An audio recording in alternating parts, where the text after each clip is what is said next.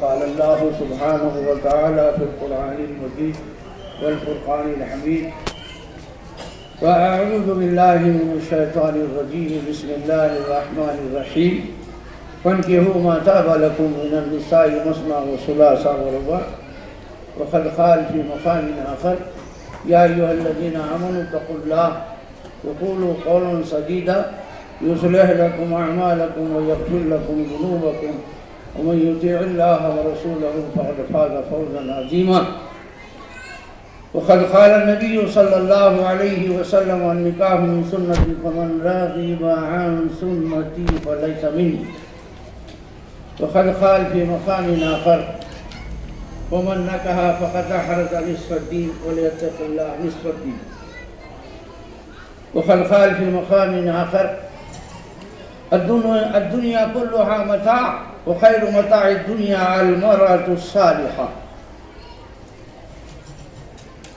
اما بعد معزز حاضرین کرام، خداوند قدوس کا بے کرام و بے پناہ فضل و احسان ہے کہ اس نے ہمیں نبی کریم صلی اللہ علیہ وسلم کی امت کا پیدا فرمایا اور پیدا ہونے کا فخر عطا فرمایا، اور آج رسول اللہ صلی اللہ علیہ وسلم کی سنت مبارکہ جس محفل میں زندہ ہو رہی ہے، جس کا احیاء ہو رہا ہے، اس محفل میں ہمیں جمع فرما کے اس محفل کے برکتیں اور رحمتیں لوٹنے کا ہمیں موقع عنایت فرمایا۔ محترم بزرگوں اور دوستوں، معاشرہ اس محفل کو اس اعتبار اور اس حیثیت سے دیکھتا ہے کہ نکاح سنت ہے رسول اللہ صلی اللہ علیہ وسلم کی اور کرنا ہے، کیونکہ لڑکی اور لڑکا دونوں بھی میچور ہو گئے ہیں، جوان ہو گئے ہیں۔ یہ عام نظریہ ہے اور کامن مینٹالٹی ہے، مگر مذہب کے حوالے اس کے تناظر میں اور اس کے بیک گراؤنڈ میں اگر اس محفل کو دیکھیں تو اس کی جو بلندی ہے، اس کی جو رفعت ہے، اس کی جو عظمت ہے، وہ سیدھے سیدھے عرش عالم پہ چلے جاتی ہے، اس معنی کر کر کہ یہ جو محفل ہے اس کائنات میں سب سے پہلے عرش معلیٰ پر قائم ہوئی، جس میں حضرت آدم اور حضرت حوا کا عقد ہوا۔ اس محفل کی بلندی کا اندازہ لگائیے، موجودہ جو ماحول ہے اس پر لاہور پڑی ہے، تو فقط ایک رسم و ریت کے سوا قاضی صاحب آتے ہیں، ایجاب و قبول ہوتا ہے، بس گانا ہوتا ہے، اس کے سوا کوئی معنی آج کل ہمارے اپنے معاشرے میں نہیں رہا، جبکہ رسول اللہ صلی اللہ علیہ وسلم نے اس محفل اور اس کام کی عظمت کو اس طرح سے بھی بڑھایا کہ النکاح من سنتی۔ ارے دیوانوں، میرے امتیوں، اس بات کو سمجھو، سارا اسلام میرے نبی کی سنتوں کے مجموعے کا دوسرا نام ہے، مگر نکاح کو رسول اللہ نے ایکسکلوسیولی خصوصیت کے ساتھ بولا کہ نکاح میری سنت ہے۔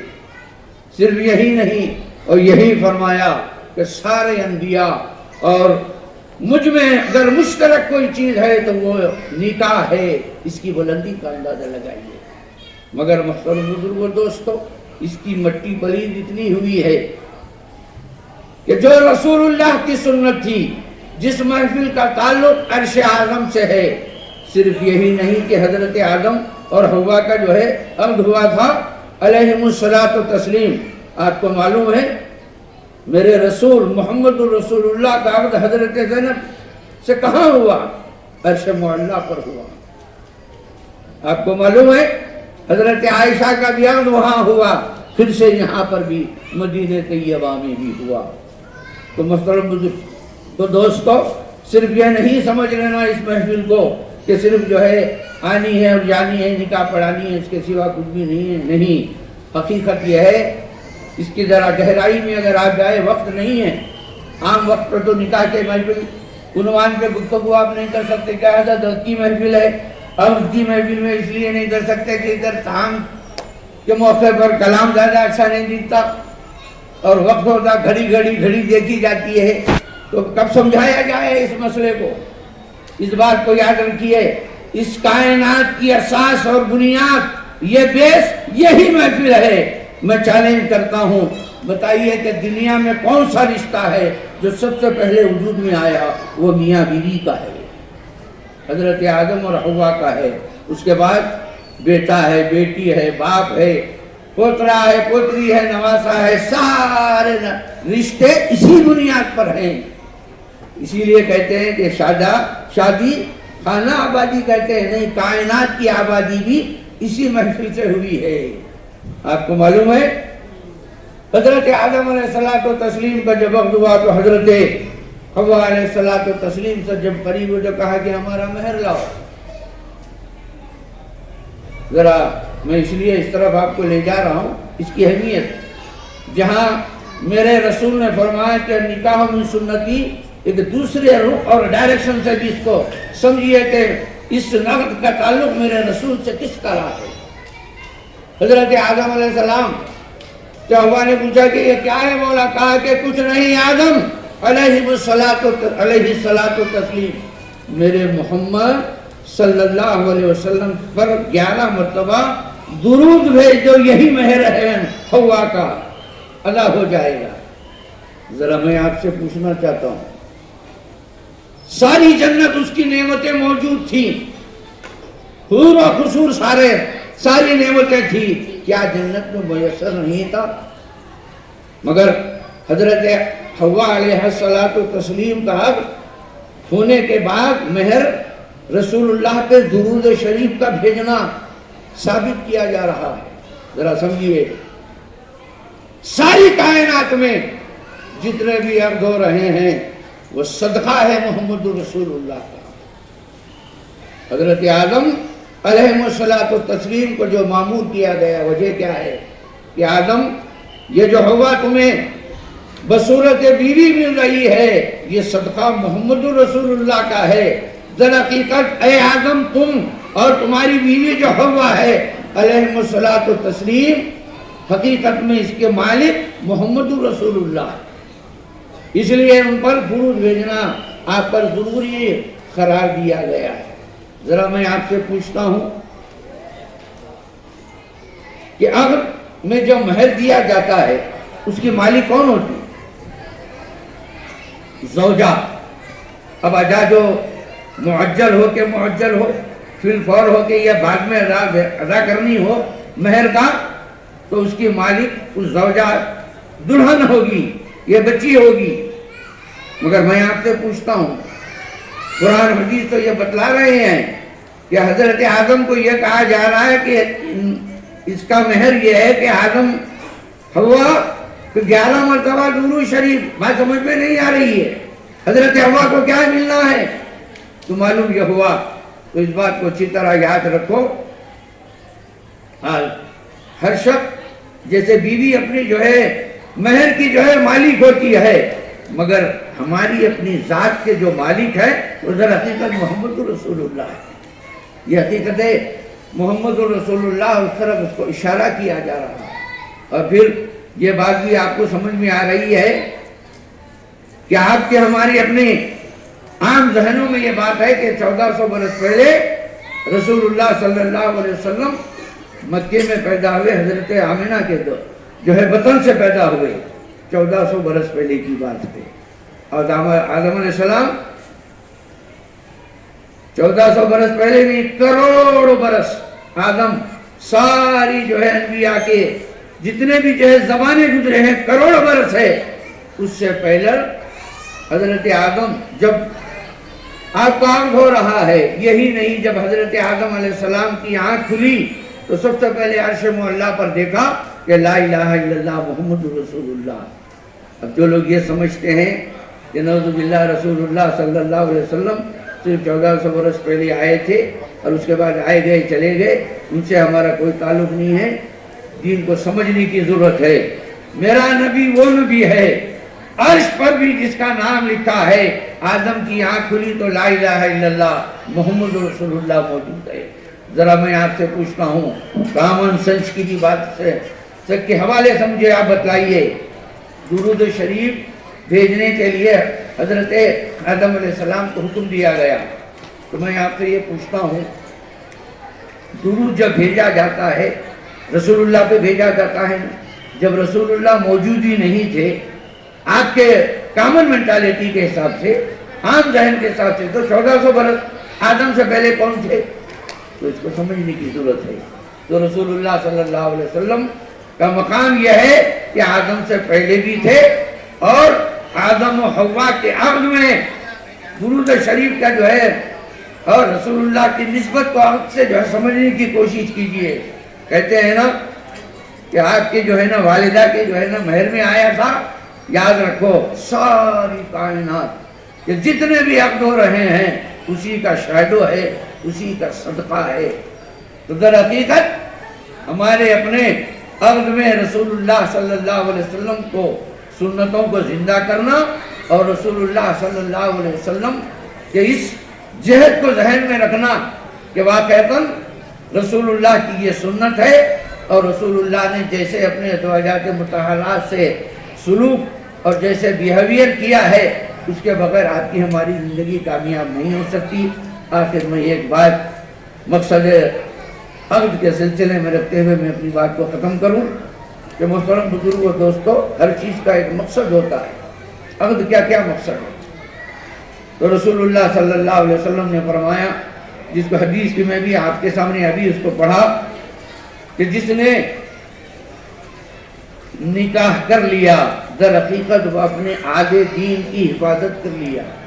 تفصیلات میں گئے بغیر آپ کو یہ سمجھنے کی ضرورت ہے کہ عقد در حقیقت انسان کے ظاہری ضروریات نہیں، آپ کے دین کے بھی حاجہ ضرورت کو نکاح کے ذریعے سے رسول اللہ فرما رہے ہیں کہ جس نے عقد کیا در حقیقت اپنے آدھے دین کو وہ حفاظت کر لیا، اور فرمایا فَلْيَتَّقِ اللَّهَ نِصْفَ الدِّينِ، ماں بقی آدھے دین کے لیے اللہ سے ڈرتے رہے۔ محترم بزرگوں دوستو، صرف ایک اشارہ کرتے ہوئے کہ در حقیقت رسول اللہ صلی اللہ علیہ وسلم ہمارے دین سے اس عقد کو جوڑ دیا۔ کیوں اس وجہ سے جوڑ دیا؟ جب عقد کرتے ہیں تو در حقیقت آپ کی جو آنکھ ہے اس کی حفاظت ہوتی ہے، آپ غیر محرم پہ اب نظر نہیں ڈالیں گے۔ جو عقد کرتا ہے اس کی نظریں منتشر نہیں ہوتی، کسی غیر کے طرف نہیں جائیں گی، تو در حقیقت یہ عقد آپ کی آنکھ کی حفاظت ہے، آپ کی دل کی طمانینت ہے، اور زندگی کے سمجھ لیے راحت ہے، مسرت ہے، اس کے بغیر آپ کو حاصل نہیں ہو سکے گی۔ آج کل کا جو زمانہ ہے، لوگ تو یہ سمجھے ہوئے ہیں کہ سنت ہے۔ یاد رکھیے، آخر میں اپنی بات کو ختم کر رہا ہوں، موجودہ جو ماحول ہے، یہ تو نکاح فرض ہو چکا ہے، اس معنی کر کے کہ ماحول اتنا خراب ہے کہ سرکار دو جہاں صلی اللہ علیہ وسلم نے فرمایا قرب قیامت میں رب کاسیات عاریات، فرمایا قرب قیامت میں عورتیں کچھ ایسی آ جائیں گی باہر کہ وہ کپڑے تو پہنے ہوئے ہوں گی مگر در حقیقت وہ اریاں ہوں گی، برہانہ ہوں گی۔ آج آپ نکل جائیے جدھر دیکھیے کیسی برہنی اور کیسی اریانی آپ کو جو ہے دکھ رہی ہے، تو لوگ سمجھ رہے ہیں کہ سنت ہے۔ نہیں، اس بات کو اچھی طرح یاد رکھیے، علماء اچھی طرح جانتے ہیں، آپ بھی جانتے ہیں، زنا سے بچنا فرض ہے۔ تو زنا سے بچنے کا کیا طریقہ ہے؟ نکاح ہے، اس کے سوا کچھ بھی نہیں ہے۔ تو اس بات کو اچھی طرح یاد رکھیے کہ سرکار دو جہاں صلی اللہ علیہ وسلم نے فرمایا، ماں باپ کو بھی اس میں شریک فرمایا، جو ہی تمہاری اولاد میچور ہو گئی، جوان ہوگی، فوراً اس کا نکاح کر دو۔ اگر خدا نہ خواستہ کسی وجہ سے اس سے فروگزاشت ہو گئی، غلطی ہوئی، تو جس میں وہ بھی شریک ہوں گے اور تم بھی شریک ہوں گے۔ تو نکاح کا مقصد حضور من، آنکھ کی حفاظت ہے، دل کی طمانینت ہے، دل خانہ آبادی ہے۔ یہ گھوڑا اور جوڑا اور کیسا، ویزا یہ ساری چیزیں ہیں. اصل میں کیا ہے, ایجاب و قبول ہے, اور اس کے سوا مہر کی جو ہے ادائی وہ بھی آپ اب کر سکتے ہیں, بعد میں بھی کر سکتے ہیں. ایجاب و قبول شہادت اب آپ کا ہو گیا. کہاں اس کے اندر یہ بات ہے؟ اور پھر اس بات کو یاد رکھیے کہ زنا سے بچنے کا ایک طریقہ ہے کہ نکاح کیا جائے. سرکار دو جہاں نے فرمایا نکاح کو آسان کرو تاکہ زنا مشکل ہو جائے. آج کے زمانے میں زنا آسان ہے اور نکاح مشکل ہو چکا ہے. ایسے ماحول میں آپ ہم جی رہے ہیں. تو محترم بزرگوں دوستو, آگے کی بات یہ ہے کہ جہاں آپ کو جو ہے زنا سے روکا گیا ہے, لا تقربوا الزنا, سورہ بنی اسرائیل کی آیت آپ پڑھتے ہیں کہ زنا کے قریب بھی آپ کو جانا نہیں. ایک ہے زنا کا کرنا, ایک ہے زنا کے قریب ہو جانا. اس کے کیا جو ہے مقدمات ہیں, اس کے کیا جو ہے نا شروعات ہیں, آج کل ہم کو آپ کو بتانے کی ضرورت نہیں ہے. آپ آنکھوں سے جو ہے دن رات دیکھ رہے ہیں. گرل ہے تو بائے فرنٹ اس کا ہے, بائے ہے تو گرل فرنٹ اس کا ہے. تو محترم بزرگوں دوستو, یہ شریعت میں جائز ہے؟ کسی مرد کو جو ہے گرل فرنٹ رکھنے کی اجازت ہے شریعت میں؟ اگر آپ کسی غیر محرم کو دیکھتے ہیں تو حدیث پاک میں آیا ہے کہ آپ کی آنکھوں میں سلاخیں جو ہے گرم کر کے گھونس دی جائیں گی. نظر غیر محرم پہ نظر رکھنا کرنا حرام ہے. بات چیت ہو رہی ہے, گرل فرنٹ کا معنی آپ اچھی طرح مجھ سے زیادہ جانتے ہیں. تو محترم بزرگوں دوستو, آج کل کا جو معاملہ ہے گرل فرنٹ اور لو میرج, اس کے بعد ارینج میرج, اس بات کو یاد رکھیے شریعت میں پہلے نکاح ہے بعد میں لاوا ہے, اور حدیث پاک میں آتا ہے. اب وقت ہو جائے گا ایجاب و قبول کے ساتھ. رسول اللہ صلی اللہ علیہ وسلم نے فرمایا اب یہ دونوں جو دلہا دلہن ہے, اس ایجاب و قبول کے بعد عقد کے منعقد ہونے کے بعد اس سرزمین کی جتنی وسعتیں ہیں سونا اور چاندی اگر ماں باپ خرچ کرتے تو ان دونوں میں دونوں شو میں دلہا دلہن میں محبت اتنی پیدا نہیں ہوتی جتنے کہ رسول اللہ کی سنت اور عقد کی وجہ سے ہوتی ہے. تو محترم بزرگوں دوستو, عقد کی وجہ سے جو ہے محبت پیدا ہوتی ہے, اس کے بعد محبت کرنا ہے. اب کیا مان رہا ہے لو میرج, پہلے لو کر رہے ہیں اس کے بعد لو میرج کر رہے ہیں. بات سمجھ میں نہیں آ رہی ہے. تو غرض یہ کہ گنگا الٹی بہ رہی ہے, شریعت بالکل اس کی اجازت نہیں دیتی. اور اس بات کو یاد رکھیے اللہ تعالیٰ اس سے آپ کو رسول اللہ صلی اللہ علیہ وسلم کے اسوے کو سامنے رکھ کے اس سے آپ کو جو ہے دور رکھا ہے, اس سے منع فرمایا ہے.